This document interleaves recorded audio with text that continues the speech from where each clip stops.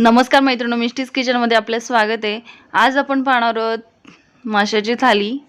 चला तर आता आपण पुढची प्रोसेस पाहूया। जर माझ्या चॅनलवरती नवीन असाल तर माझ्या चॅनलला लाईक, शेअर आणि सबस्क्राइब करायला विसरू नका। चला तर आता आपण पुढची प्रोसेस पाहूया।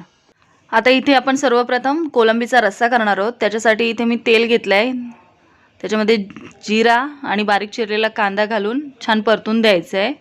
आता इथे मी वाटण घेतलंय, इथे आलं, लसूण, हिरवी मिरची, कच्चा कांदा, कच्चा खोबरा, टोमॅटो त्याची पूर्ण पेस्ट तयार करून घेतले। हे असं कच्चं वाटण घालायचं आहे, त्याने टेस्ट खूप छान येते। तर आपण हे पूर्ण व्यवस्थित मिक्स करून घेणार आहोत, छान परतून घ्यायचं आहे। हे सुद्धा हे अशा पद्धतीने छान त्याला तेल सुटेपर्यंत छान परतून घ्यायचे। आता आपलं तेल छान सुटलेलं आहे, याच्यामध्ये आपण बेसिक मसाले ऐड करणार आहोत। हळद 1 चमचा, लाल तिखट घालणार आहोत 1 चमचा,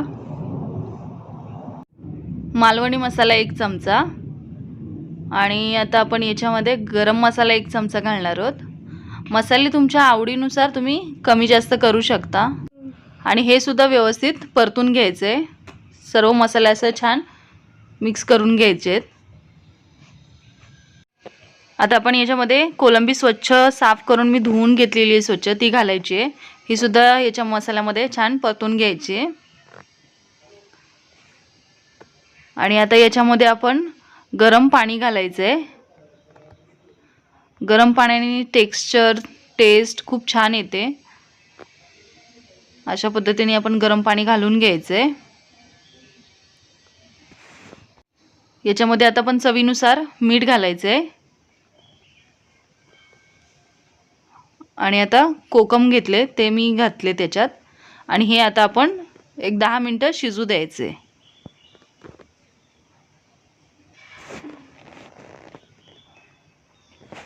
आता मी दुसरीकडे भाकरी करायला घेतलेली आहे।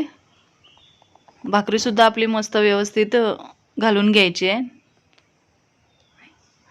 आम्ही तांदळाची भाकरी खातो, तुम्ही कुठली भाकरी खाता मला कमेंट करून नक्की सांगा। मस्त अशी टुमटुमीत फुगवायची भाकरी, छान अशी तिला आलटून पलटून दोन्ही साइडने छान भाजून घ्यायचं। हे पहा अशा पद्धतीने छान आता आपल्या भाकऱ्या सुद्धा झालेल्या आहेत।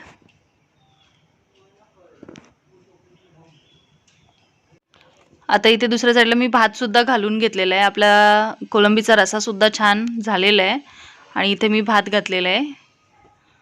आता आपण मासे फ्राय करून घेऊया। इथे पापलेट, बोंबील, कोलंबी घेतलेली आहे मी इथे आणि लाल तिखट, हळद, मीठ ते व्यवस्थित मिक्स करून घ्यायचं आहे पाणी घालून, पातळ असं करायचं आहे। आणि याच्यामध्ये आपले जे पापलेट आहेत त्याला छान कोट करायचे मसाल्यामध्ये अशा पद्धतीने। आणि आता आपण हे रवा घेतलाय, याच्यामध्ये मी थोडंसं मीठ घातलंय रव्यामध्ये आणि तो सुद्धा याला आपल्या पापलेटला लावून घ्यायचे। आणि आता आपण हे तव्यावरती घालणार आहोत। इथे मी भाकरीचाच तवा घेतलाय, गरम होता मग त्याच्यावरतीच घालतेय। मस्त कढीपत्ता घातला आणि त्याच्यावरती हा आपला पापलेट ठेवून द्यायचा आहे। सर्व पापलेट असेच घालायचे आहेत। आणि एका साईडला आता मी दुसरा तवा ठेवलाय, याच्यामध्ये सुद्धा कढीपत्ता घालून आता आपले जे बोंबील आहेत ते मी याच्यामध्ये घालून घेतेय। कोलंबी होते त्या सुद्धा मी तव्यावरती घालून घेतल्यात।